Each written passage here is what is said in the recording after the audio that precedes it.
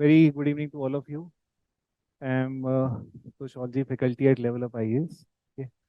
And Anupam sir has been very close to me, and he asked me to share few things with you, and he also asked me to orient you guys on sociology preparation. Some of you may be writing mains this year, some of you may anticipate to write the mains next year. Okay. So first of all, I'll address those students who are going to write mains this year. Yeah.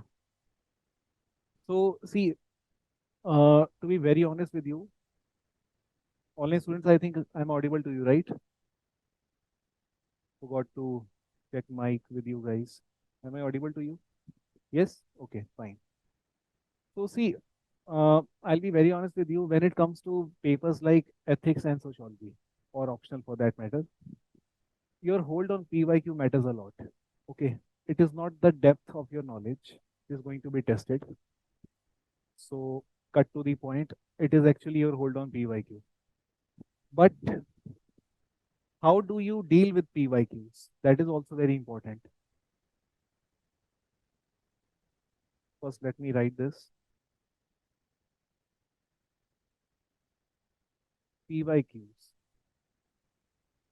of past 10 years.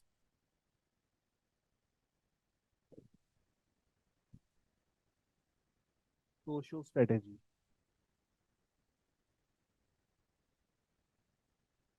How will PYQ help us? In two ways. First of all, PYQ will tell us what is the range that you need to cover on that area. Okay. And how much of depth you really need to develop. Sometimes what happens is we tend to develop very vague understanding of things. So, for example, we read positivism like this scientific approach to explain society or scientific method, but then we don't give example. Okay, in what way is it scientific? Okay, so if you don't give example to what you write, then it means that you are not helping the examiner. He would want to know what exactly do you mean by scientific application. Okay, so you can't afford to just leave it at that point. You would have to explain further. So PYQs would help you understand what are the topics that you need to develop uh, depth in, and by depth, what do I mean? So PYQs will help you understand the range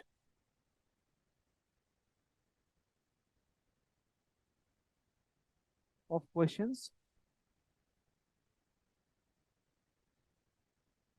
Second, it will help you understand depth of demand.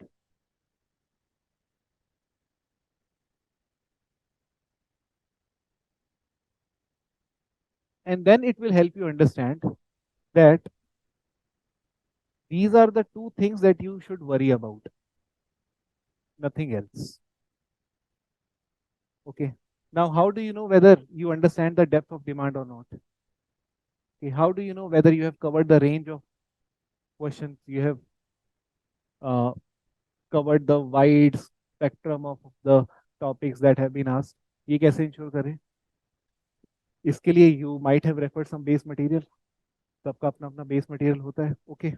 So to cover the range of question, I'm assuming that you have had your own base material, and whatever that base material is does not matter because all the base material is equally good. आपने अपने material पे कभी भी doubt नहीं करना है. Okay. Base material could be anything.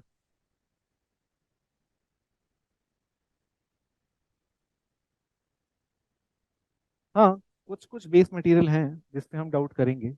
ठीक है. Like you should never ever refer solved PYQ booklets. Never ever.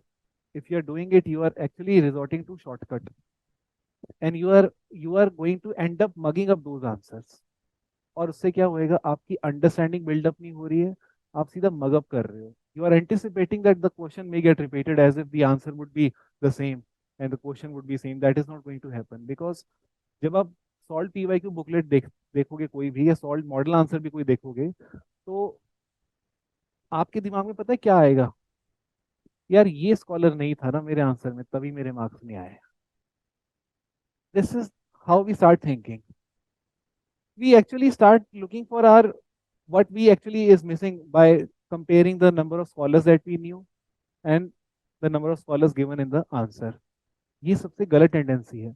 You should not see which scholars have been given extra in the model answer or in the solution booklet. You should see the depth or the demand, the way it was addressed and how you addressed it. You did not give any subheading or substructure, unlike the given model answer, which might have given subheadings also. And I always suggest question आपने cover किया कि नहीं ये depend करेगा कि आपने कितने सबहेडिंग्स बनाए. बिकॉज जितना सबहेडिंग आप बनाओगे उतना ज्यादा क्लैरिटी एग्जामिनर को मिलेगी कि आपको मालूम है कि आप क्या लिख रहे हो. अदरवाइज हम एक नैरेटिव या स्टोरी लिखते रहते हैं. Okay, so what I am trying to tell you is, next page पे मैं जाता हूँ. And answer writing technique. Okay, and the answer writing technique that I'm going to tell you is applicable not just to sociology now, it is applicable to every subject. Then I'll specifically come to sociology part once again. Okay. First, you should always encircle the keywords.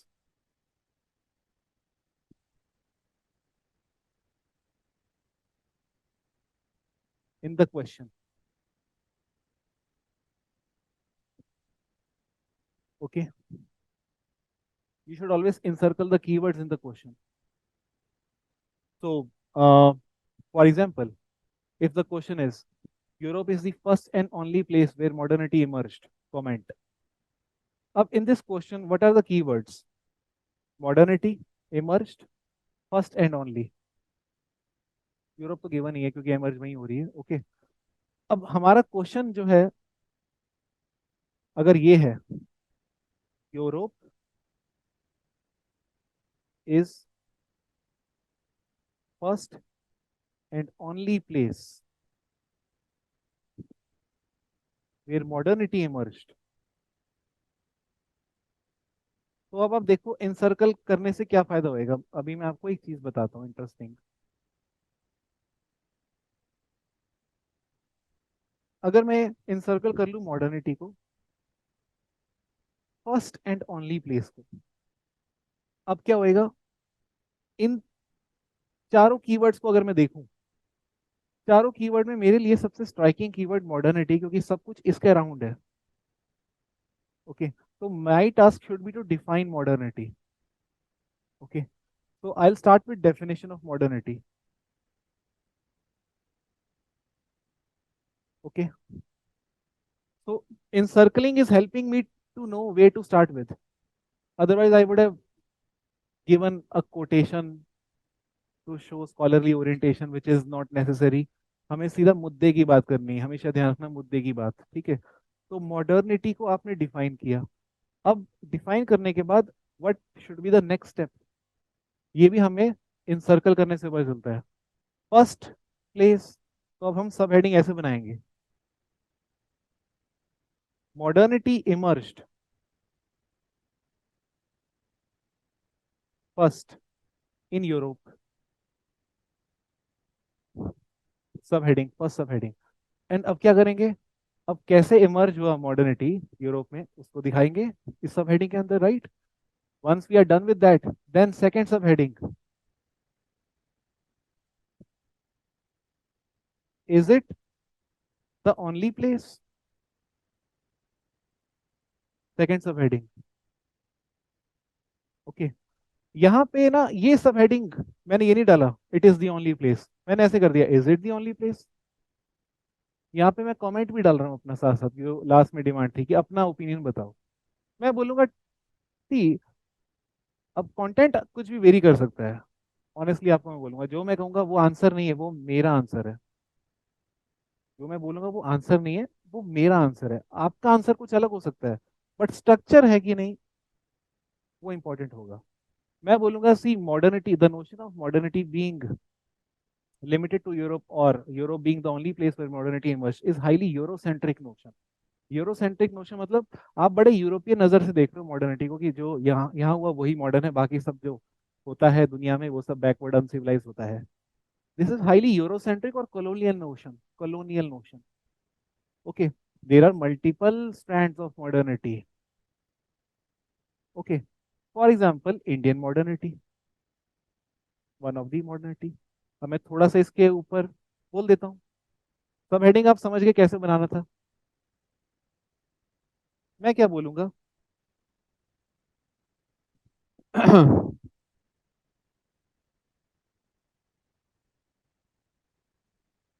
Europe is the only place where modernity emerged.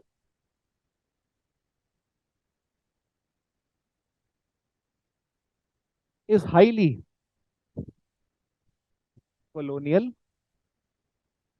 and Eurocentric. Eurocentric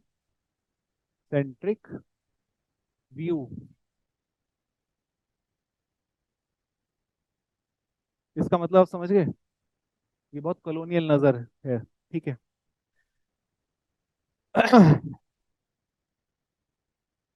In reality, there are multiple modernities.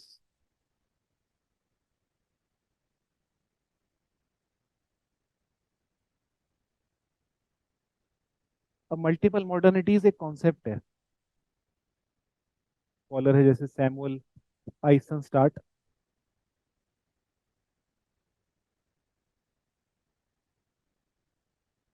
ये उनका concept है. ये क्या बोलते हैं, ये simple सी बात बोलते हैं. ये कहते हैं जैसी दुनिया वैसे लो, ठीक वैसी ही, जैसी दुनिया वैसी मॉडर्निटी. ठीक है. तो नॉर्म्स तो बदलते रहेंगे, लॉ बदलते रहेंगे, सोसाइटी टू सोसाइटी, वैसी मॉडर्निटी भी बदलते रहती है सोसाइटी टू सोसाइटी. और Indian modernity is one of the modernity which is different from European. कैसे डिफरेंट है, हम बस इतना ही बोलेंगे briefly, that European modernity was based on binary opposite का नोशन, कि religion is opposite to science. जहाँ साइंस है वहाँ रिलीजन नहीं होता. तो यूरोप के लिए तो मॉडर्न होने का मतलब है opposite to tradition. But India में मॉडर्न का मतलब it is not opposition to tradition. India में मॉडर्न का मतलब है को एग्जिस्टेंस विद ट्रेडिशन, और tradition adapting to modern and becoming new form of tradition. इसका मतलब क्या हुआ सिंपल लैंग्वेज में, कि बाहर मंदिर हट गए, चर्च हट गए, मॉडर्न स्कूल्स आ गए. इंडिया में मंदिर या फिर चर्च हटे नहीं, उल्टा मंदिर और चर्च ने अपने स्कूल्स खोल दिए मॉडर्न. कई स्कूल्स आर रन बाय मंदिर वाले ट्रस्ट. चंडीगढ़ में गुरुद्वारे चलाते हैं वो स्कूल्स जहाँ पे फिजिक्स केमिस्ट्री मैथ्स पढ़ाई जा रही है, उन स्कूल्स के अंदर गुरु ग्रंथ साहिब नहीं पढ़ाया जाता. ओके. तो जैसे अब मदरसास की बात करते हैं, उधर भी मॉडर्न एजुकेशन दी जा रही है. तो इसका मतलब क्या हुआ, religious institutions are giving modern institution, modern education. Is what kind of modernity is this. This is very Indian modernity जहाँ दोनों एग्जिस्ट कर रहे हैं. और European modernity is highly oppositional in nature, either church और modern education, something like this. Okay. पहले church ही education देता था, अब वो कॉन्सेप्ट रहा नहीं भाई. तो हमने ये दिखाना है. और इस कॉन्सेप्ट को योगेंद्र सिंह क्या बोलता था, Yogendra Singh called it neo ट्रेडिशनलाइजेशन.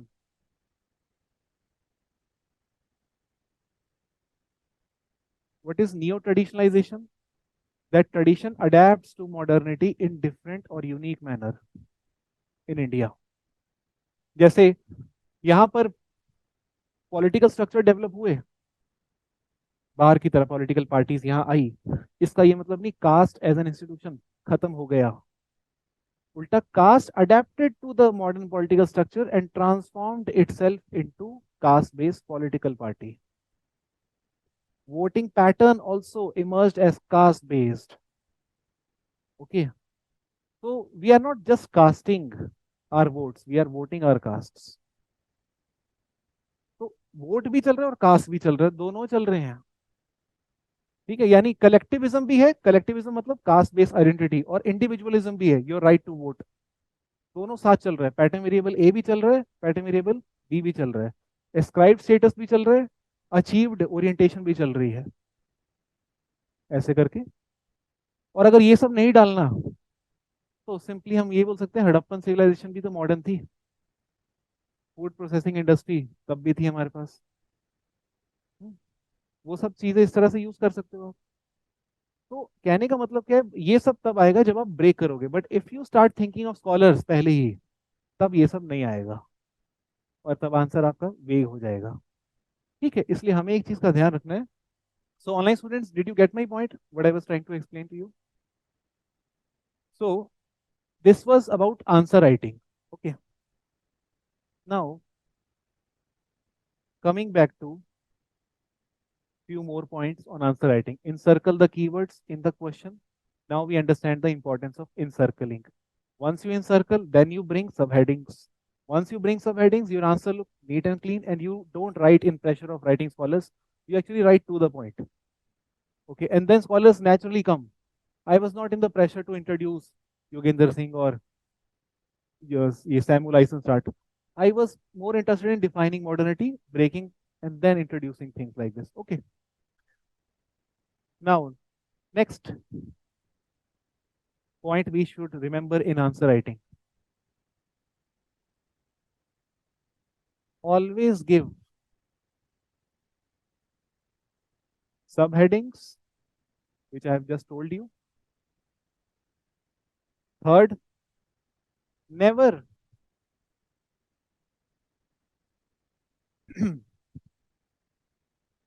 complete the subheading without giving examples. और लास्ट में एक मैक्रो व्यू आपको दूंगा, क्या निकलता है। ठीक है, इनसर्कल किया, डिफाइन किया कीवर्ड, सब हेडिंग दी, सब हेडिंग कंप्लीट नहीं करनी है without writing example, and then introduce another sub heading if it is required, and you in the process you may have to read question 2 or 3 times. क्या फर्क पड़ता है, क्वेश्चन 3 बार पढ़ लें ज्यादा अच्छा है उसके बजाय कि एक बार पढ़ के बस अपनी कहानी लिखाएं, राइट। तो ये कर लिया हमने। And fourth point, never explain. ये इंटरेस्टिंग है, एक्सप्लेन करना ही नहीं, बोल के भाग जाना है, वैसे बोल के भाग जाना है। क्यों क्यों भाग जाना है? क्योंकि अगर आपने एक्सप्लेन किया, आप फंस जाओगे, खुद ही आपको रियलाइज होगा फंस रहे हो। क्या होएगा एक्सप्लेनेशन मोड में, आपका आंसर इतना लंबा हो जाएगा आपको पता ही नहीं चलेगा फुल स्टॉप कहाँ लगाना है, और रियलाइज भी नहीं करोगे कब वो स्टेटमेंट पैराग्राफ बन चुका है और पैराग्राफ ऐसे बन गया। ठीक है, तो नेवर एक्सप्लेन, इसका मतलब ये आपको आंसर राइटिंग करते करते ये चीज डेवलप करनी पड़ेगी कि where should I stop. Okay, and you will eventually come to that point where you understand this is the point I need to stop. Okay, never explain. And remember, important point, always write keeping examiner in perspective। उसका सोचो बेचारे का, जिसने check करना है। Always right keeping examiner in perspective, हमने उसका सोचना है, हमने मार्क्स और वेबर को नहीं सोचना, हमने उसका सोचना है। ठीक है, उसको सब पता है, उसको हमसे ज्यादा पता है, उसकी जिंदगी है सोशोलॉजी, हमारे लिए सिर्फ ऑप्शनल है, उसके लिए कंपलसरी है वो। ठीक है, तो उसका जब आप सोचोगे ना, तब आप अपना लिमिट कर दोगे, आप स्कॉलर से नहीं भरोगे आंसर। आप क्या करोगे, आप कुछ ऐसा लिखोगे,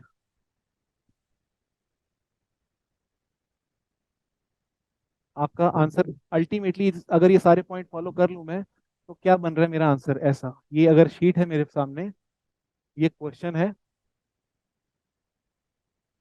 ठीक है, अब आंसर जब मैं लिखने जा रहा हूं तो मैं क्या कर रहा हूँ, क्वेश्चन पढ़ते ही ऐसे कर रहा हूँ। अब देख रहा हूँ इसमें डिफाइन करने लायक चीज क्या है, उससे शुरू कर रहा हूँ। ओके, डेफिनेशन देते ही एग्जाम्पल दे रहा हूँ, इफ पॉसिबल। ओके, अब क्या कर रहा हूँ, फर्स्ट सब हेडिंग दे रहा हूँ। अब क्या कर रहा हूँ, अब इस सब हेडिंग के अंदर सब सब हेडिंग बना रहा हूँ मैं।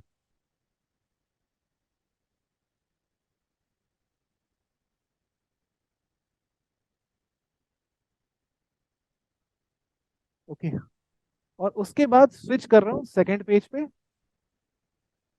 फिर सेकंड सब हेडिंग आ गई बड़े वाली, और फिर से एक एक एक, और नीचे कंक्लूजन दूं या ना दूं, मैं ऑनेस्टली बोल रहा हूँ आपको, कोई फर्क नहीं पड़ेगा। कभी कभी हम कंक्लूजन को सोचने में 2 मिनट लगा देते हैं, अगर आप ना भी लिखो कोई फर्क नहीं पड़ने वाला। क्योंकि उस बंदे ने, जिसका मैं नाम ले रहा था, ये एग्जामिनर, उसने जब आपको ये देखा ना, एक तो पहली बात उसको देखने का मन किया, ठीक है, उसको देखने का मन किया जब उसने ये देखा, और उसके लिए आपने जॉब इतनी आसान कर दी, उसने बहुत जल्दी, शायद 5 मिनट में 500 रुपये कमा लिए, सीधा अगर मैं बोलूँ सीधी लैंग्वेज में। क्योंकि उसने उसने वर्टिकली पढ़ लिया आपका आंसर। सही है, सही सही सही सही समझ गया ये। वो ये जहाँ यहाँ जा ही नहीं रहा, ये क्या लिखा है इसने, ये इधर, यहाँ जा ही नहीं रहा वो, इधर इधर, वो इधर जा रहा है। ठीक है, हम सारा टाइम किसकी तैयारी कर रहे होते हैं, इसकी, ये जा रहे हैं अटेम्प्ट हमारे। ठीक है, फर्स्ट अटेम्प्ट वाला, उसको आता ही इतना है उसको तो आता ही इतना है, तो लिखेगा ही इतना, और इसी में जीत गया वो। और हमें लग रहा था यार इसको तो कुछ आता नहीं था, इसका कैसे हो गया। उसने वो किया जो एग्जामिनर को चाहिए था, उसको पता नहीं था एग्जामिनर को यही चाहिए था। अनकॉन्शियसली, अनइंटेंशनली, मासूमियत या इनोसेंस जो भी बोल लो, सिलेक्शन हो गया। अब वो बोलेगा मैंने ये सब पढ़ा, अब ये बोलेगा वो मैंने ये सब पढ़ा। अब उसको छोड़ दो, वो क्या बोलेगा, वो अलग लाइट में है इस टाइम, वो अलग लाइट में है। इंपॉर्टेंट ये उसने लिखा क्या, उसकी कॉपी डाउनलोड करो, बोलते रहो, वो जो बोल रहा है बोलते जाए, इतनी देर में कॉपी डाउनलोड करके देख लो उसकी, उसने ये किया यही है। ठीक है, तो क्योंकि नाम है smart work labs, I thought I should tell you smart work कैसे कर सकते हैं ठीक है, सो इसीलिए, so I hope online students आपको क्लियर हो गया हो कि मैं क्या कहने की कोशिश कर रहा था।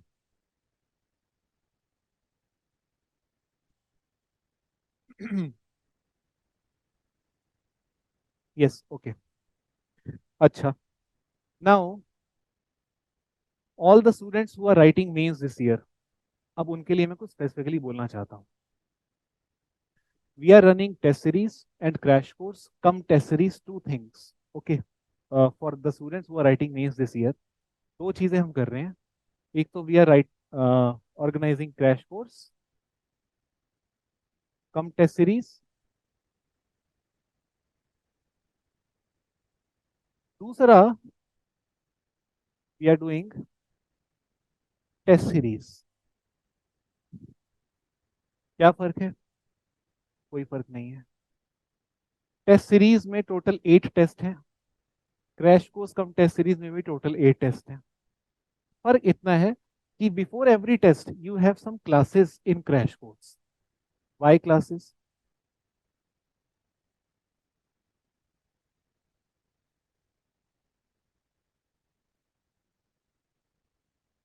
Class, test,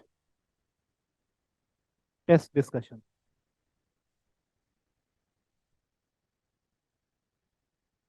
what is this, this is crash course cum test series, and what is test series, minus this test and test discussion. इसका फायदा क्या है, मैं आपको ऑनेस्टली बताता हूँ इसका फायदा क्या है।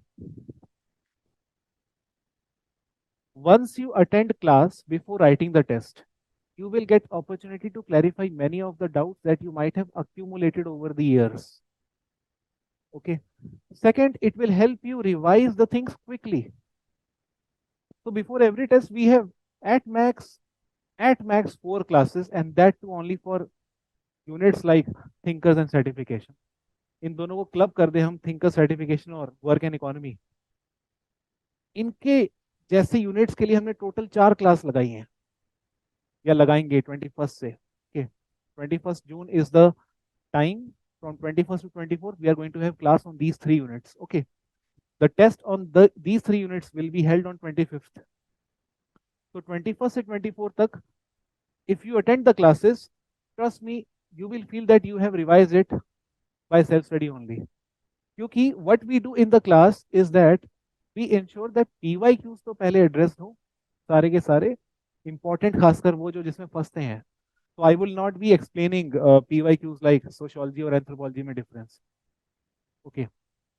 उस टाइम आई एक्सपेक्ट यार ये सब आप कर सकते हो, मेरे लिए इंपॉर्टेंट होगा मल्टी डिसिप्लिनरिटी के कॉन्टेक्स्ट में how the relation of sociology has changed with other social science, ऐसे क्वेश्चन को मैं उठाऊंगा PYQs.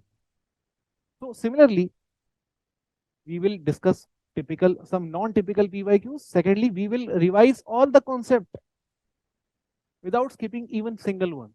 Okay. The only difference is speed थोड़ा ज़्यादा होगा, and this will help you actually do multiple revision. And with this revision, once you write the test and then you attend the discussion also on the same, trust me, आप भूलोगे ही नहीं कभी भी, क्योंकि आपने सुन लिया, ठीक है, समझ लिया, लिख लिया, और फिर गलतियों को भी रेक्टिफाई कर लिया, बचा क्या. और इस प्रोसेस के बाद क्या करोगे आप, जो सबसे इंपॉर्टेंट चीज है जो आपको लॉन्ग टर्म में हेल्प करेगी, इस प्रोसेस के बाद जाकर ही आप असली में शॉर्ट नोट्स बना पाओगे. उसके पहले आप हमेशा प्रोसेस में रहोगे in the making of notes, जो शॉर्ट होते जा रहे हैं बट हुए नहीं. बट इस प्रोसेस के जाने के बाद, चाहे आप ये प्रोसेस घर पे करो या फिर इंस्टीट्यूशन के साथ, बट शॉर्ट नोट इसी प्रोसेस के बाद बनते हैं. once you understand, once you implement, once you get the things corrected and rectify, then you actually make short note. तब आपको पता चलता है ये मुद्दे की बात थी, मेरे नोट में ये होना चाहिए था, मैं कहानियां लिख रहा था, उसको काटूं मैं. ठीक है. अब ये शॉर्ट नोट्स का फायदा क्या है, ये शॉर्ट नोट्स का फायदा वही है जो फायदा लक्ष्मीकांत का है क्वालिटी में, कंसाइज से जल्दी रिवाइज हो जाता है. बट ये शॉर्ट नोट्स आपके होंगे, खुद के बनाए हुए, सिर्फ आप समझ पाओगे, कोई और नहीं. ठीक है. और ये आपको हेल्प करेंगे, वो 5 days का जो गैप होता है उसमें सबसे ज्यादा हेल्प करेंगे. वो 5 days सिर्फ सोशो के लिए दिए गए हैं, ऑप्शन के लिए दिए गए हैं. वो 5 days में आपको रियलाइज होगी इन शॉर्ट नोट्स की अहमियत जो आपने इस प्रोसेस में बना चुके होगे. And many people may start reading things for the first time, and you will feel how far you are ahead of those people who are going to read many things for the first time in these 3 months. This is the only thing which creates difference. It is not this which will create difference. It is not this which will create difference. It is not this. It is this. और ये कब आता है, ये आता यहीं से है, प्रोसेस ही ऐसा है. ठीक है. और ये बात सिर्फ ऑप्शनल की नहीं है, ये बात किसी भी सब्जेक्ट की है. किसी भी सब्जेक्ट को आप पढ़कर, क्लास लगाकर, टेस्ट डिस्कशन से कुछ नहीं होएगा जब तक आपके वो खुद के शॉर्ट नोट उसके बाद ना बन जाए. It is actually compulsory. Now there are many things for which you don't need to make short notes. Okay, like you don't have to make short notes for books like polity, Laxmikanth. Okay, basic चीज है. लेकिन किसका बनाए किसका नहीं बनाए, इसका सबसे अच्छा आंसर आपको PYQs देंगे. PYQ जब आप देखोगे आपको दिख जाएगा, कई क्वेश्चन तो एज इट इज रिपीट होते हैं verbatim. If not questions, at least themes are repeated verbatim. For example self help group, आप इकोनॉमी पढ़ते हो तो इसलिए मैं वो एग्जांपल दे रहा हूँ. सेल्फ हेल्प ग्रुप आप देखो पिछले 10 साल में कितनी बार रिपीट हुआ है. और आप मुझे बताना कुछ नई चीज पूछी हो तो एक ही चीज पूछते हैं, चैलेंजेस. जो चैलेंज आज है वही चैलेंज 10 साल पहले था, वही चैलेंज 10 साल बाद भी रहेगा अनफॉर्चुनेटली, और वही आंसर भी रहेगा जो आज है कल भी. तो यानी करंट अफेयर्स का लोड ज्यादा नहीं लेना है, सेट डिफाइंड चैलेंज है कुछ चीजों के, और कुछ चीजों के चैलेंज आप उस दिन खुद ही बना लेते हो जब आप खुद चैलेंज में होते हो कि अब क्या चैलेंज लिखे। उस दिन जो चैलेंज निकलेंगे ना, वही असली चैलेंज है, वही असली चैलेंज है। वो नेचुरली ऑर्गेनिकली निकल रहे हैं। एक एडमिनिस्ट्रेटर, टू बी एडमिनिस्ट्रेटर की नजर से निकल रहे हैं कि ये तो जनरल होते ही है, बजटिंग का इशू तो होगा ही। ठीक है, ये ना कुछ ऐसे हैं जो एक जनरल, एक प्रॉपर्टी डीलर की लैंग्वेज को सोचो। अ, इसका एग्जांपल मैं क्यों दे रहा हूँ जान के, ये बड़े स्मार्ट लोग होते हैं, इनको दुनिया के बारे में सब कुछ पता है, ये सब के ऊपर कुछ ना कुछ बोल सकते हैं। आपको वैसा बनना है, ठीक है, प्रॉपर्टी डीलर। सीधी लैंग्वेज में अगर मैं बोलूं, बनना वो नहीं है ऑब्वियसली, लेकिन सोचना उसकी तरह है, that he is very smart, he can answer any question and he can convince you also. उससे बात करोगे, उनसे ज्यादा कॉन्फिडेंट इस दुनिया में मुझे नहीं लगता कोई आईएएस भी होगा शायद। इतने कॉन्फिडेंस में बात करते हैं जैसे क्या ही बोलूं मैं उनके बारे में। खैर, इंपॉर्टेंट मेरे लिए ये था कि ये शॉर्ट नोट चीज आप समझ जाओ। ठीक है, okay. Sir, I have already joined your crash course plus test series, will right. अच्छा ठीक है। दिव्यांश देखो, क्या कहते हैं, जो भी हमारी क्लास में हम करेंगे ना क्रैश कोर्स टेस्ट सीरीज, उसका आपने शॉर्ट नोट बनाना है, इसका ध्यान रखना है लास्ट पॉइंट का, ठीक है, ये इंपॉर्टेंट है। और मैं आपको एक चीज और बताता हूँ, कभी भी टॉपर्स के नोट्स मत पढ़ो, टॉपर्स के हमेशा आंसर कॉपीज पढ़ो, it will benefit you. Toppers के नोट्स तो हर साल आते रहेंगे, बट एक चीज है जो आपको टॉपर बना देगी और आपके नोट्स को भी टॉपर नोट्स कहला देगी, वो है टॉपर्स की ही आंसर कॉपीज। तो if you really want to emulate them, and if you really want to consider them as a role model, you should feel relative deprivation, not in terms of the notes that you do not possess, which were possessed by them, but in terms of the writing style which they possess and you do not. And the anticipatory socialization which would then be followed would be to make notes like them. Oh, sorry, answer like them and not notes like them. Notes तो आपके होंगे, answer writing का style उसके जैसा। और मैं ये भी आपको चीज बोल देता हूँ, वेदर इट इज रैंक 1 और whether it is rank 800, whether option A, B, C, or D, does not matter. There is one thing which is common in all of them, and that is their visibility of answer. It is not the content which will ever match. कभी नहीं हो सकता 800 बच्चों का same content हो same question में, impossible है, कभी नहीं हो सकता। 800 तो छोड़ो, अगर मैं आज आपको कुछ पढ़ाऊं और आपको बोलूं उसके ऊपर लिखो, सबको पढ़ाने के बावजूद आप सब लोग अलग ही लिखोगे नेचुरली, ठीक है।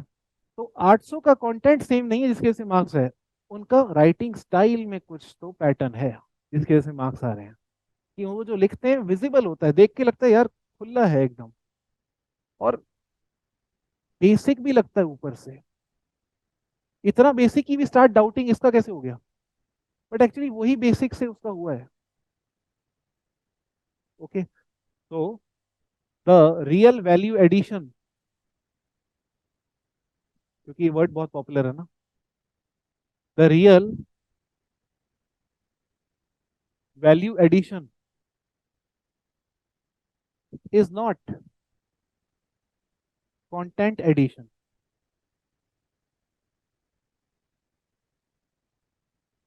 It is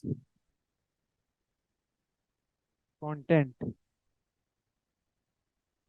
refinement. असली वैल्यू एडिशन कंटेंट ऐड करना नहीं होता, कंटेंट को रिफाइन करना होता है।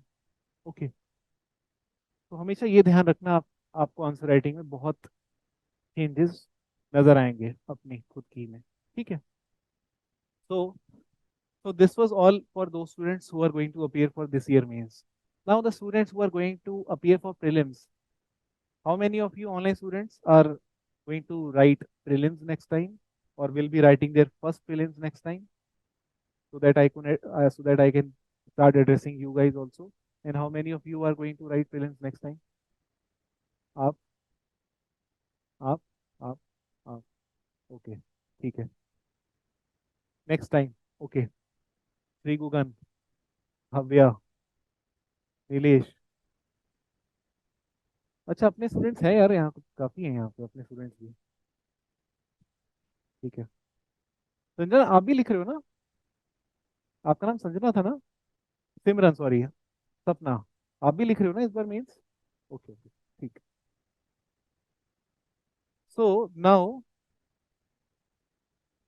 For students who are writing mains, मैं सीधा मेंस बोल रहा हूँ, प्री नहीं बोल रहा हूँ मैं एक्सपेक्ट कर रहा हूँ आप मेंस ही लिखो। ओके, सीधा, मतलब प्री के देने के बाद ही, से पहले तो नहीं हो पाएगा। मेंस 2024 क्या करना है उसके लिए, अभी से। ओके, एक चीज तो मैं आपको बोल दूं, अभी क्या नहीं करनी, ऑटोमेटिकली आपको पता चलेगा क्या करना है। इस टाइम पे आपको सी सेट नहीं पढ़ना, चाहे जितना पेपर टफ आया हो। ये टाइम सी सेट का है ही नहीं। इस टाइम पे आपको प्रीलिम्स का कुछ नहीं पढ़ना। ये time, whether you are writing this year means or you will be writing next year means, ये time in both the cases is only and only for June to September. This time should be utilized only and only for ethics, optional, and PYQ analysis. And trust me, आपको दो लग रहा है, कम लग रहा होगा, है ना? जब आपने ये इसके साथ किया ना, आपको पता चलेगा कि इतने में ही टाइम पूरा हो जाएगा। और अगर आपने ये कर लिया, सच बोल रहा हूँ, सितंबर के बाद आपको सच में इनमें से कुछ उठाने की जरूरत नहीं है। भूल जाओगे, इसका भी डर भूल जाओगे। ये जो डर है ना कि भूल जाएंगे, इस डर को भी भूल जाओगे जब आप ये कर चुके होगे इन दोनों के साथ। क्योंकि आपके पास सिर्फ नॉलेज नहीं होगी अब आपके पास एनालिसिस होएगा, कौन से थीम्स इंपॉर्टेंट रहे हैं, किनको मेरे को तैयार करना है। और इस साथ के साथ आपको पता चलेगा कि मेरी कमी कहाँ थी। और कमी जानने के लिए ये बड़ा इंपॉर्टेंट होता है कि that you get your answers assessed by someone. Otherwise हमारा आंसर हमें हमेशा बेस्ट लगेगा, हमारे नोट्स हमें हमेशा बेस्ट लगेंगे। But it is very important to be open to scrutiny, open to scepticism, only then we evolve. तो जब आप अपने आंसर किसी को दिखाओगे, वो बोलेगा यार इसमें ये थोड़ा ठीक कर। अब क्या होता है, वो आदमी खुद भी गलती वो करेगा। जो आदमी हमें बता रहा है ये ठीक कर, जब मैं उसको बोलूंगा तू लिख, वो भी वो गलती करेगा। लेकिन फर्क ये है, सबसे इंपॉर्टेंट, कि उसने अपनी गलती करने से पहले हमें ये बता दिया कि क्या नहीं करना चाहिए था। वो ये क्यों कर रहा है मुझे नहीं पता, मेरा इंटरेस्ट भी नहीं। मुझे क्या करना है, मुझे ये इसमें इंटरेस्ट है। ओके। जब उसने बोला था तूने ये खराब किया है, वो एग्जामिनर की नजर थी, दोस्त की नहीं।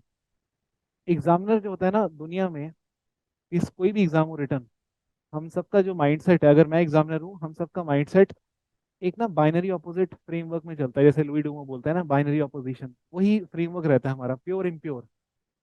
हम इतना देखते हैं, रेलिवेंट इरेलीवेंट हम नहीं देखते। वाह क्या बात है, क्या स्कॉलर्स डाले, ये सबका टाइम ही नहीं।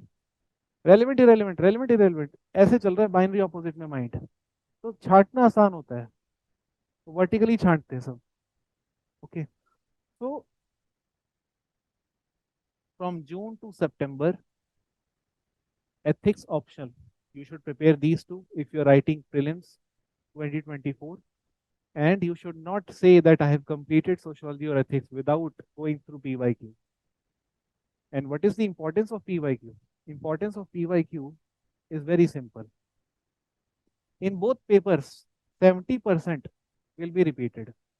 चाहे कोई कुछ भी कर ले, चाहे जितना घुमा ले, चाहे जय कोई भी नई सेंटेंस कंस्ट्रक्ट कर दे, डज नॉट मैटर, 70% रिपीट होना पक्का है। Last year sociology paper 2, 80% questions got repeated, that too verbatim, मतलब word to word copy paste. And this is not something which is exceptional to mains. It is something which is very much visible even in prelims. हम चाहे जितना बोल लें इस बार का prelims बहुत tough था, ये बात सच है।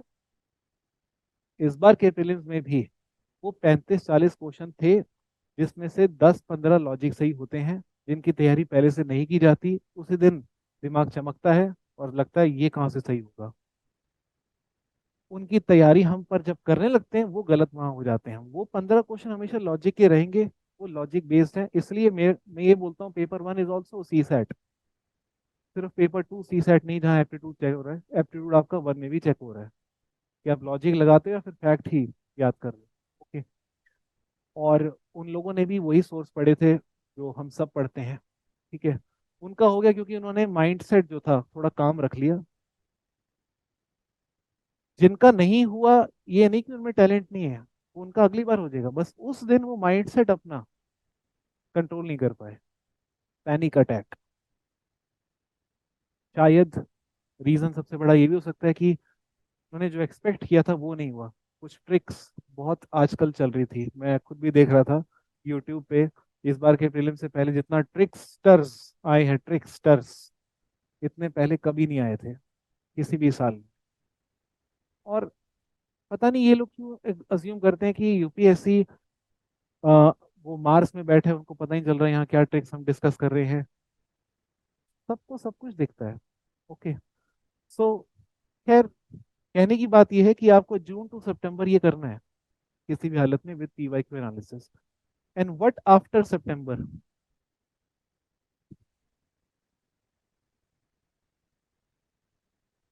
सितंबर onwards is your GS game. ये सर अच्छा बताएंगे, इसमें मैं ज्यादा नहीं बोलूंगा। ठीक है। खैर, if by chance any of you who's going to write prelims next year, if by chance any of you feel uncomfortable with sociology, whether in terms of foundational aspect, whether in terms of writing aspect, they are free to let me know. I'm available at Level Up IS. They are free to come to Level Up IS at any point of time. Crash course हो, test series हो या foundation हो, ये सब आपकी requirement के हिसाब से है। आपको जो चूज करना है वो कई फैक्टर्स पे डिपेंड करता है। Like I know many students who have read books, who have watched videos, who have also analyzed the things. But when it comes to writing, they are not doing it properly.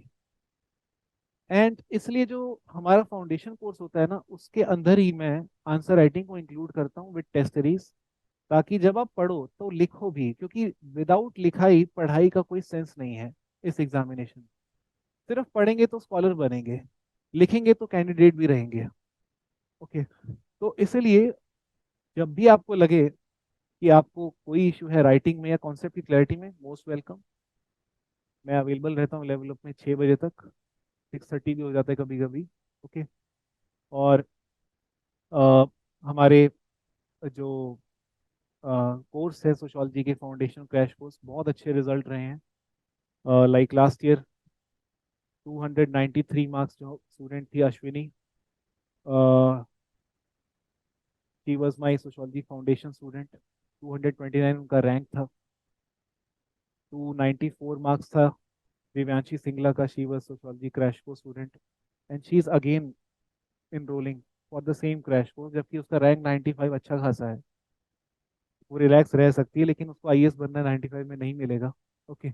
91 Jatin Jain, he is also, he got 280 marks something. वो session के लिए भी आया था थोड़े दिन पहले, level up में भी। उसका वीडियो भी आप देख सकते हो, उसने भी काफ़ी अच्छा बताया आंसर राइटिंग के ऊपर। उसको भी फॉलो कर सकते हो, उसका राइटिंग टेक्निक बड़ा क्रिस्प है। Okay. And one thing that I find common in every selected student is not the amount of work or amount of time that they are spending. Okay, 10 घंटे 12 घंटे तो मैं नहीं सुनता हूँ लोगों से जो सिलेक्ट होते हैं। ये तो मैं जब यूट्यूब पे उनको देखता हूँ तब सुनने को आता है। अदरवाइज जब वो पास बैठे होते तब तो ये सब नहीं बोल के गए होते मेरे को। ठीक है। वहां जाते ही पता नहीं क्या हो जाता है। खैर, कॉमन चीज क्या थी, ये नहीं कि वो 12 घंटे पढ़ते थे। कॉमन ये चीज थी कि they never use to feel complacent कि जो लिखा है वो बेस्ट है। वो हमेशा उनको रहता था चेक कराओ, एक बार चेक कराओ। अ, और चेक तब तक कराओ जब तक आपको सब लोग एक चीज ना कह दें। वो एक चीज क्या है? क्वेश्चन का आंसर दे दिया। लेकिन बीच बीच में लोग बोलेंगे यार ये स्कॉलर तूने कहाँ से पढ़ा? अब देखो, अपने दोस्त को आंसर आप दिखाओ, उसका इंटरेस्ट ना पता है किस चीज में होएगा, ये स्कॉलर मैंने पढ़ा नहीं था यार। अब उसको बोलो भाई क्वेश्चन का देख तू आंसर मैंने दिया कि नहीं, पहले स्कॉलर वाला छोड़, यार ये स्कॉलर तूने कहाँ से पढ़ा, कौन सी किताब पढ़ रहा है? आप बोलोगे तू इधर ला पेपर, टाइम वेस्ट मत कर मेरा। उसको सोर्स बताने में ही आपका टाइम जाएगा, वो आपकी हेल्प नहीं करने वाला। उसका मन करेगा वो स्कॉलर घर पे जाके गूगल करेगा पहले तो, छोड़ो उसको, दूसरे दोस्त के पास जाओ, वो आपका आंसर देख रहा है। हाँ यार यहाँ पे शायद ना तूने एक पॉइंट एड्रेस नहीं किया, क्वेश्चन में जो डिमांड थी ये पॉइंट मिसिंग है, इसको थोड़ा डाल, फिर आप बोलोगे अरे हाँ, नाइस पॉइंट। तो he is not pin pointing the absence of scholars, he is actually pin pointing absence of demand. वो आपका अच्छा दोस्त है। ठीक है, पहले वाला बर्बाद करेगा, उसको छोड़ो, दूसरे का देखो, उसके पास एग्जामिनर की नजर है। Okay? तो always always stick to demand, never keep collecting data. Data is unlimited, so much so that today it is very difficult to differentiate between data and information. And that is why the question was the difference between data and information is subtle comment. क्योंकि आज की date में information overload इतना हो चुका है कि UPSC को भी सोचो में पूछना पड़ गया कि डेटा और इंफॉर्मेशन में डिफरेंस बड़ा सटल है, कमेंट करो। और वहां कमेंट ही नहीं कर पा रहे, क्योंकि उसके लिए भी हमारे पास बहुत डेटा है, उसके लिए भी बहुत डेटा है हमारे पास कि डेटा और इन्फॉर्मेशन में डिफरेंस नहीं है, इसके लिए भी बहुत डेटा है हमारे पास, क्या करें? इन्फॉर्मेशन कुछ आ नहीं रही वहां पे हमारी। क्या किया लोगों ने? मार्क्स, वेबर, डरखाइन, अरे क्वेश्चन का आंसर तो दो, थिंकर से क्या होगा? You define data, you define information, then you give some data on any random thing like poverty, crime, unemployment like GS student, then you extract information from the data. जैसे CAT की तैयारी में लोग ऐसे करते हैं, डेटा इंटरप्रिटेशन, डेटा देख के इंफॉर्मेशन एक्सट्रैक्ट करना, है ना? इंफॉर्मेशन क्या होता है? What you extract from the data. तो bring data on crime, bring data on poverty, bring data on crime against women, and then you extract information. Poverty rate is rising since last 10 years, it has been rising because of these factors. Okay, this is rising, this is declining because of this, ये information आ रही है। And then you can add Durkheim also collected data on suicide, and then he brought information by analyzing that suicide rate is rising with industrialization. Industrialization has weakened the cohesive forces, brought individualism, and therefore suicide rate is rising. Degree of cohesion inversely proportional to suicide rate. This was the information. ऐसे करके, but अगर मैं शुरू से ही pressure लूं, marks, data मतलब क्या होगा? बुर्जुआ का कुछ, बुर्जुआजी क्लास का डेटा, ये देखो प्रेशर ले रहा हूं मैं थिंकर्स का। वेबर डेटा, वेबर तो वेबर डेटा ले ही नहीं सकता, वेबर तो नॉन पॉजिटिविस्ट मेथडोलॉजी है। नॉन पॉजिटिविज्म में तो मीनिंग्स और मोटिवेशन, उसमें डेटा का रोल है नहीं। अरे बट डेटा तो क्वालिटेटिव भी होता है, data is not just number 1 2 3 4, meanings motivation is also data. Durkheim का डेटा का, सुसाइड का डेटा था, इंफॉर्मेशन क्या था? अरे वही तो इंफॉर्मेशन थी जो आपने पढ़ी, वो इंफॉर्मेशन थी। डेटा उसने कलेक्ट किया पुलिस स्टेशन से, आगे जो उसने किया वो इंफॉर्मेशन निकाल रहा है। बट पहले अगर सोचोगे ना इनका, आंसर नहीं आएगा, कहानी आएगी। पहले ब्रेक करो, वही आइडिया लगाया मैंने, data information difference subtle, encircle the keyword data information, broad definition, and then bring subheading, खत्म, ऐसे करके। ठीक है, so I hope I made sense to all of you, काफी आपको आई होप क्लैरिटी मिली हो चीजों को लेकर। आपका और कोई भी डाउट हो किसी भी टाइप का सोचो में, स्पेसिफिकली आंसर राइटिंग में, आप लेवल अप आके कभी भी बात कर सकते हो। यस, आप पूछिए।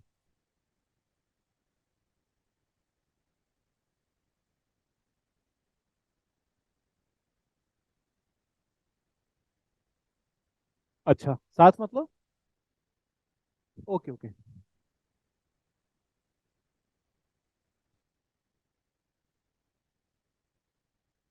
तो दो तो कभी मत ज्वाइन करो, if you have join somewhere, continue there.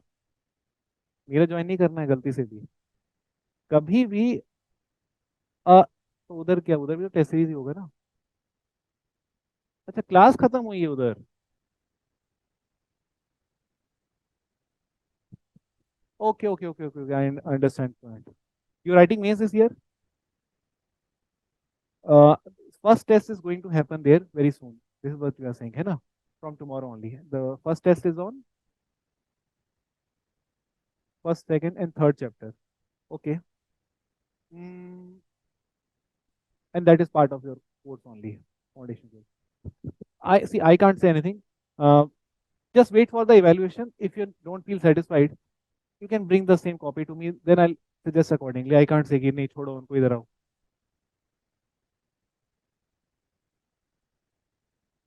Yes, but wait for the evaluation also. Okay, write the first test. That is part of your course. You should write the test. But then wait for evaluation because evaluation is important. Okay, and see whether the things are pointed to you or not, which you need to work on. Okay. और कोई doubt किसी को? कोई doubt तो नहीं online students? For 2024, our test series available online. देखो Bhavya, actually क्या है, देखो मैं आपको बताऊं, टेस्ट सीरीज तो अवेलेबल है ही ऑनलाइन. हाँ, इतना ही है कि 2023 वालों के लिए, बट फर्क क्या है? कुछ भी नहीं. आपको यही मानना है कि आप 2023 वाले हो. 2024 में भले आप लिखोगे, अवेलेबिलिटी तो अभी भी है उसके लिए.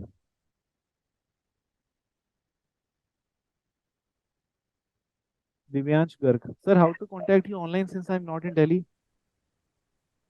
दिव्यांश क्या कहते हैं, आप मेरे व्हाट्सएप क्या टेलीग्राम ग्रुप पे हो आप?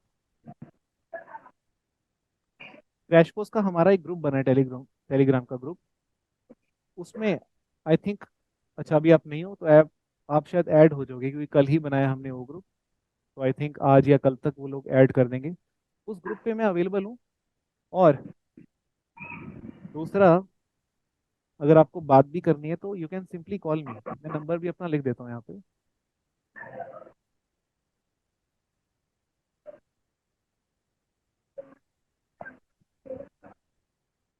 ठीक है, आप कॉल भी कर सकते हो. मोस्ट प्रेफरेबली आप कॉल करो मुझे 6 बजे के बाद ही, क्योंकि तब तक थोड़ा सा बिजी रहता हूँ. 6 बजे के बाद मैं पूरा एकदम फ्री हूँ.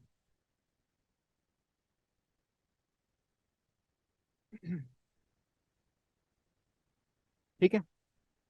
So with this, I'll conclude the session. And yes, before I conclude the session, one last thing which I wanted to show you.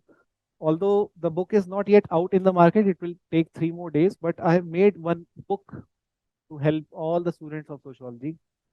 And the book is something like this: Sociology Quick Revision. Okay, handcrafted notes. So the idea is fairly simple. As I told you, that we should always have short notes. Okay. And I realized that many students, although they have great understanding, they are not able to make or to convert that understanding into crisp or precise manner when it comes to answer writing. Maybe because they have broad understanding but they don't have precise notes. Now this book is going to help students make their notes. Okay, so this is very different kind of initiative. I did not want to bring a book. It is very different thing. It says it is going to help you how to make notes. What things are important? What should be there when you are reading Marx? Suppose if you have read historical materialism. Now these are the minimum keywords that your answer should have, or these are the minimum points that you should have. Okay. So if you have read M.S. Srinivas, Sanskritization, these are the points which we should have. If you have read Religion, Suicide, these are the points which we should have, something like this. Okay. So the book is all about note making, like this page. Uh, I don't know if I'm visible to you. This book is visible to you or not. तो देख, Karl Marx का जो basic idea, and then historical materialism, ये इतना खत्म, बस इतना खत्म. ओके. एलियनेशन, बस इतना ही, ज्यादा कुछ भी नहीं. Okay. Ideal type, Weber's, with example. Okay, power and authority Weber का। Okay, bureaucracy, ideal type of bureaucracy, Protestant ethics. Okay, इस तरह से बेसिकली ये बुक लिखी गई है। ये बुक के अंदर सिर्फ और सिर्फ थिंकर्स डाले और कुछ भी नहीं डाला मैंने। Paper one thinkers and paper two thinkers. But other than the thinkers given in paper two, which is M.N. Srinivas, Andre Mete, G.S. Ghurye, and A.R. Desai, I have included 10 more thinkers from paper two, like S.C. Dubey, which has been asked by UPSC, although you don't read him explicitly. Leela Dubey, who's wife of S.C. Dubey only, okay, which was again asked by UPSC, although we don't read her explicitly. इस तरह के कुछ scholars जो हमें मिलते नहीं है, in fact जो मिलते भी, जिनकी अंडरस्टैंडिंग हमारी प्रॉपर नहीं है, उनको भी मैंने इस किताब में डाल दिया है, just to show you Indian scholars.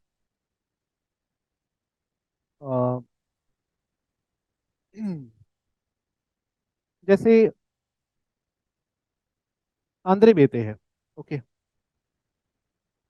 या योगेंद्र सिंह है, इन सब के शॉर्ट नोट्स मैंने, दैट मीन्स कि इसके बाहर आपको कुछ नहीं पढ़ना। ओके, जैसे ये आंद्रे बेते हैं, flow charts, to the point case studies, और उन केस स्टडीज का रिजल्ट। ठीक है, ये भाई की विलेज स्टडी है त्रिपुरम गांव की, ठीक है, जिसमें कास्ट क्लास नेक्सस को डिसइंटीग्रेट करते हुए दिखा रहा है वो। ओके, तो वो डिसइंटीग्रेशन और जो एनालिसिस था वो यहाँ पे मैंने लिख दिया, इसके बियॉन्ड आपको जाना नहीं।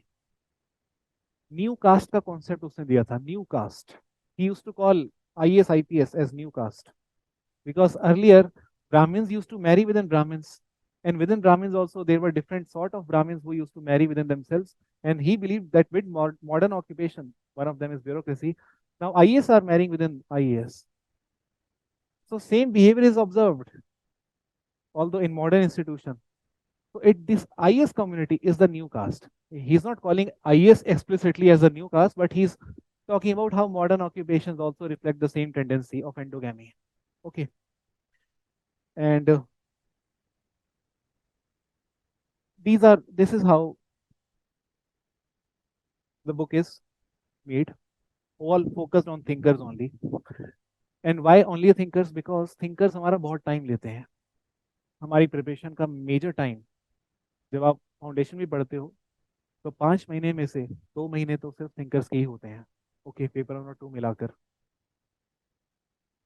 और जब आप नोट्स बनाते हो तो आपको पता चलता है कि 10 में से 5 रजिस्टर भी थिंकर्स के ही हैं। ठीक है, तो इसलिए आई थॉट कि मेरे को उसी को टारगेट करना चाहिए, क्योंकि वो सबसे ज्यादा टाइम लेता है स्टूडेंट्स का, and that is why book is made only on thinkers. बाकी इसका जो जो भी अगला एडिशन आएगा कभी कल को, उस पर हम बाकी चीजों पे फोकस करेंगे, बट अभी फोकस thinkers पे। But this book is not for beginners, and this is something which I have clearly mentioned in the cover itself, not for the beginners. That you can't expect to learn things for the first time, but you can definitely expect to revise things. चाहे आपने कहीं से पढ़ा हो, आप जल्दी समझ जाओगे, और वही अल्टीमेटली हमें चाहिए होता है। Okay, so with this I conclude the Sir, session. It was really nice meeting and talking to you guys. ठीक है, and I wish all of you very best of luck, जो भी मेंस देने जा रहे हैं, and जो mains देंगे अगले साल उनके लिए भी best of luck. Thank you. sir, ये कहाँ से आवाज आई? sir, अच्छा, sir, हाँ, can you elaborate a little bit on what happens in the crash course classes? What happens in the crash course class? Yes, यार, what's your name?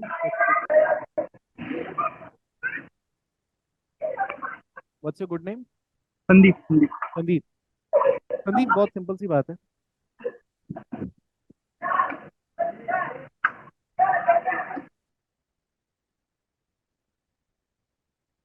Crash course में हम कुछ नहीं करते। Unit 1, 2, 3, for example, this is first test. Okay, now before the test on unit 1, 2, 3, we will have revision classes,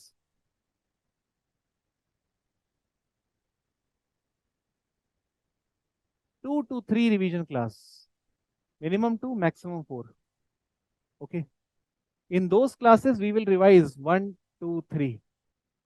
Okay, and other than revising these units, what else we will do in these classes? हम एक काम और करेंगे, PYQs को class के अंदर ही, discussion class के अंदर डिस्कस करेंगे, और सिर्फ डिस्कस नहीं करेंगे बल्कि आंसर राइट भी करेंगे, और सिर्फ आंसर राइट नहीं करेंगे बल्कि टाइमर ऑन करके आंसर राइट करेंगे। लाइक 10 मार्कर्स के लिए 7 मिनट्स, 20 मार्क के लिए 12 मिनट्स। ऐसे सेशन हर क्लास में हम एक दो रखते ही हैं। ओके, और क्या करते हैं हम? कॉन्सेप्चुअल क्लैरिटी गेन करते हैं। एंड फोर्थ, शॉर्ट नोट्स बना लेते हैं हम इस पूरे प्रोसेस में। जब आप आंसर लिखोगे पॉजिटिविज्म पे, और जब तक आप इस तक पहुंच जाओगे, आपको डिफरेंस दिख जाएगा कि आपने बहुत एक्सप्लेन किया था और कितना करना चाहिए। उसके लिए आपके पास नोट भी उतना ही प्रिसाइज। बात सिंपल सी, अगर आपके रजिस्टर इतने हैं तो आपका आंसर भी इतना ही होगा, बट अगर आपके नोट इतने हैं तो एक्चुअली में आपका आंसर भी उतना ही होगा, और वही चाहिए। बट वो क्लैरिटी लाने के लिए टाइम लगता है, प्रोसेस लगता है। ये प्रोसेस का ही पार्ट है, PYQ देखना, आंसर राइटिंग करना, कॉन्सेप्चुअल क्लैरिटी गेन करना, हर टॉपिक पे मुद्दे मुद्दे की बात करना। पॉजिटिविज्म आया, ये 6 पॉइंट होने चाहिए, रटाएंगे नहीं। ऐसा नहीं कि रटा रहे हैं 6 पॉइंट, इसको याद करो, चलो फर्स्ट क्या था, टू क्या, ऐसे कुछ नहीं करेंगे। करेंगे 5-6 पॉइंट्स, लेकिन वो जो 5-6 पॉइंट्स होंगे वो समझ में आएंगे आपके, और तब आप इतना नेचुरली फील करोगे कि यार it can be easily reproduce, you would not feel कि आपको रटना पड़ रहा है। ठीक है, तो फोकस अंडरस्टैंडिंग पे रहेगा, बट साथ के साथ एग्जाम की डिमांड पे भी रहेगा। ये हम क्रैश कोर्स में करते हैं संदीप। ठीक है, उसके बाद फिर बच्चे टेस्ट लिखते हैं, और टेस्ट के बाद फिर टेस्ट का डिस्कशन सुनते हैं। ओके, तो फिर तो जब इस प्रोसेस से निकलते जाते, वो 8 टेस्ट लिख देते हैं ना, तो फिर उनको याद करने की टेंशन, शॉर्ट करने की टेंशन खत्म हो जाती, क्योंकि they have gone through it multiple times. Okay, sir.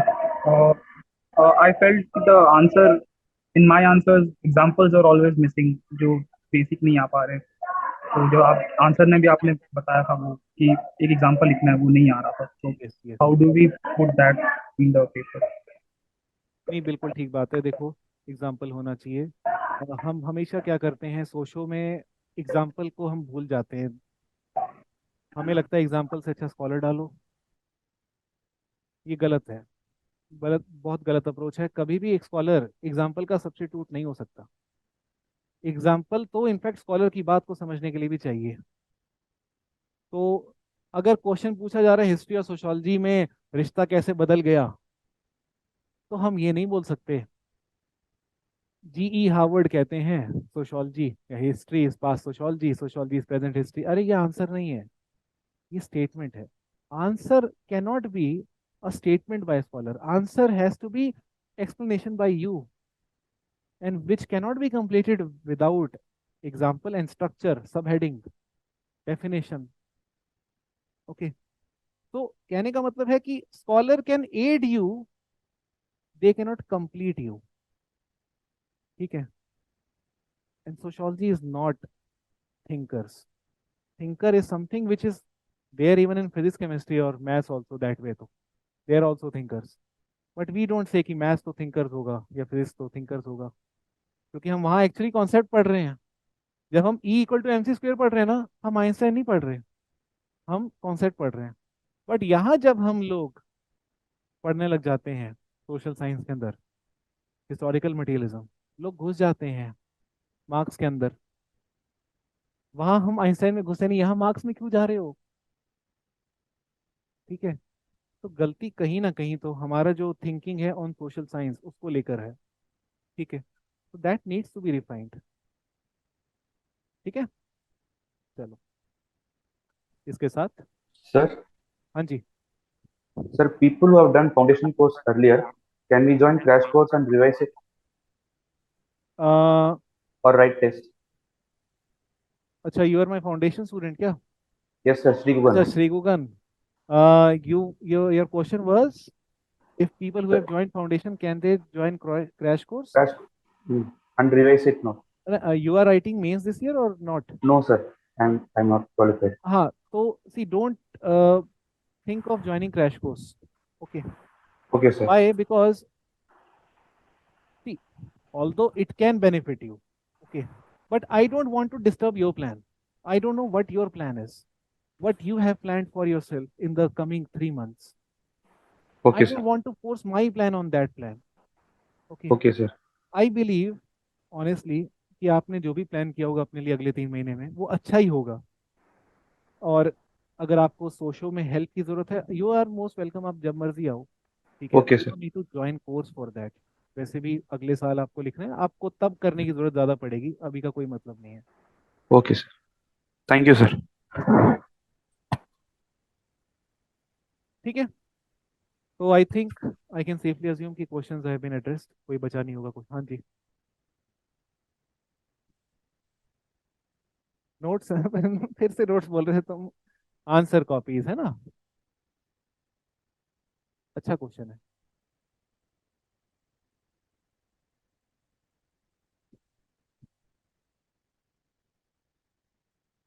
Toppers answer copies,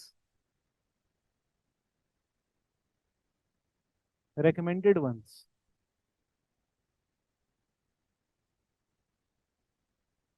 out of many copies, I would suggest you three. One is a copy by Divyanshi Singla,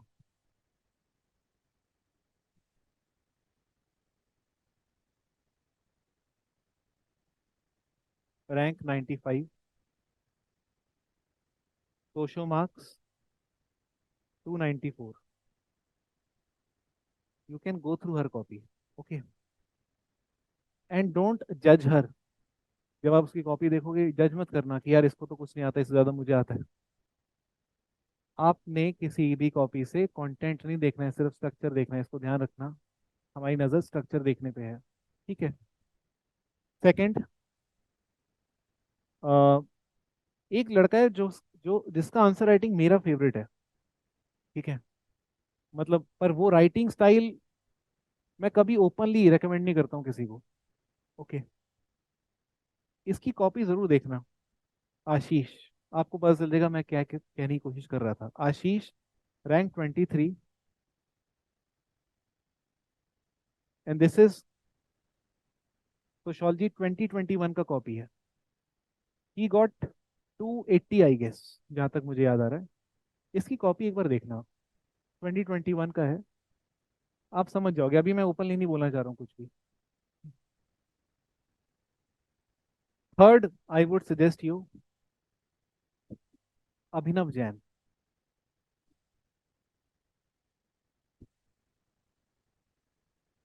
rank 14, last year 284, okay. Okay, तो इन तीनों में मैंने सिर्फ इस साल का दिव्यांशी का नाम लिया है। जतिन का भी मैं नाम नहीं लूंगा, हालांकि इसी साल का स्टूडेंट है वो, लेकिन मुझे उससे ज़्यादा अच्छी स्ट्रक्चरिंग इन दोनों की लगती है, और दिव्यांशी की भी, ठीक है। क्योंकि हमारे लिए रैंक मैटर नहीं कर रहा है, हमारे लिए यहाँ पे इंपॉर्टेंट है सोशो में स्ट्रक्चरिंग, वो चाहे किसी का भी हो। एक लड़का और है, उसकी कॉपी जरूर देखना आप। उसका रैंक बड़ा कम है, लेकिन उसके सोशो के मार्क्स बड़े अच्छे हैं, क्योंकि उसका राइटिंग बड़ा अच्छा है और स्ट्रक्चरिंग बड़ा अच्छा है। Yash Vishen, okay, this year his social marks 286, okay, rank is 600 something, I don't remember exact, 600 something है, बट उसका सोशो का पेपर आप देखना। और क्या करना फिर, इन चारों की कॉपी सामने रख लेना, चारों की कॉपी सामने रख लेना। अब पांचवे या छठे की बात ही नहीं है, मैं तो कहता हूँ तीन की ही रख लो। तीनों में अब आपको एक पैटर्न दिखने लग जाएगा। डेफिनेशन, सब हेडिंग्स, सब हेडिंग, नेक्स्ट सब हेडिंग, एंड देन सब हेडिंग, कंक्लूजन, खत्म। और इन सब में कॉमन क्या है? एग्जाम्पल्स। ठीक है। कभी आप ये नहीं बोल पाओगे किसने थिंकर ज्यादा लिखी है कम। हमेशा आपको डिफरेंस दिखेगा, कोई 5 लिख रहा है, कोई 2 लिख रहा है, कोई 6 लिख रहा है। बट उसने 6 लिखे इसलिए मार्क्स ज्यादा है, ये इन्फ्रेंस निकालना ही गलत हो जाएगा। उसने कितने नंबर ऑफ स्कॉलर लिखे तो पता नहीं, बट जो क्वालिटी से जो उसने डिमांड एड्रेस करी है, रेलेवेंट चीजें लिखी, वो इंपॉर्टेंट था। हमने वही देखना है। ओके। सो मिलते हैं फिर कभी, लाइक